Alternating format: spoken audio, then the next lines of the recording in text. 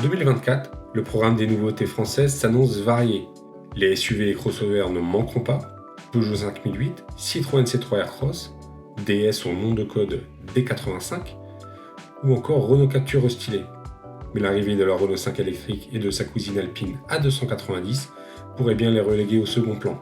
Campagne de teasing à rallonge, système de précommande, développement retardé, ces temps-ci le lancement des nouveautés a tendance à beaucoup s'étaler.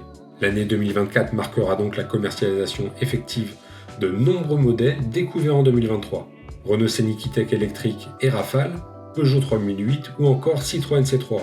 Mais que ceux qui craignent un air de déjà-vu se rassurent, les marques françaises auront bien des véhicules 100% inédits à dévoiler dans les prochains mois. Certains ont déjà révélé beaucoup de choses, comme la nouvelle Renault 5 E-Tech électrique et sa cousine sportive Alpine A290. D'autres ont commencé à se montrer via des photos officielles ou sous forme de prototypes, comme les futurs Citroën C3 Aircross et Peugeot 5008. La plus grosse surprise pourrait donc venir de DS, dont le crossover D85 reste encore bien mystérieux pour l'instant. L'Argus vous propose d'ores et déjà un calendrier complet de toutes les nouveautés françaises qui seront présentées et ou commercialisées en 2024. Chez Alpine, à l'été 2024, le concept A290 Beta perdra sa petite lettre grecque pour se transformer en modèle de série. Cette citadine sera ensuite commercialisée en fin d'année dans une version d'environ 220 chevaux avec une batterie de 52 kWh pour commencer. Dérivée de la Renault 5 E-Tech électrique, cette bombinette 100% électrique marquera le début d'une nouvelle ère pour Alpine. Prolongée jusqu'en 2026, la berlinette A110 ne sera enfin plus seule dans la gamme. Disponible à la précommande depuis l'automne 2023, la nouvelle Citroën C3 ne sera livrée à ses premiers clients qu'au deuxième semestre 2024.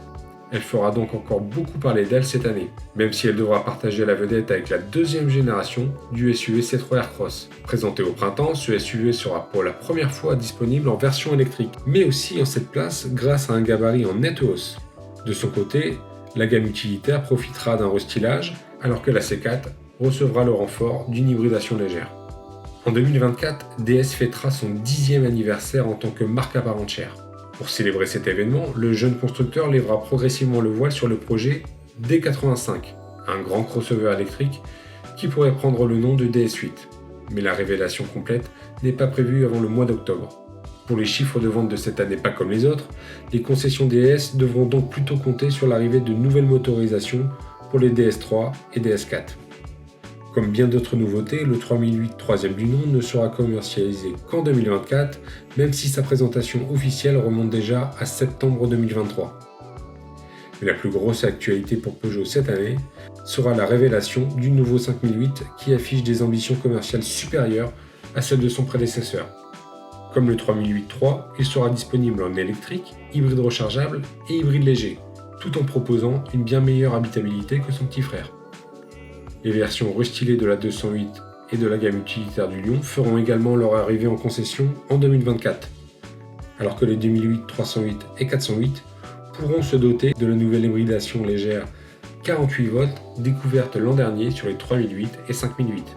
Plus de 3 ans après la présentation du concept, la nouvelle Renault 5 électrique va enfin devenir un modèle de série. Son look rétro craquant, ses caractéristiques plutôt alléchantes et ses tarifs assez abordables en feront l'une des grandes stars du prochain salon de Genève. Mais la marque aux losanges présentera aussi à la même période le restylage d'un de ses best-sellers, le Captur.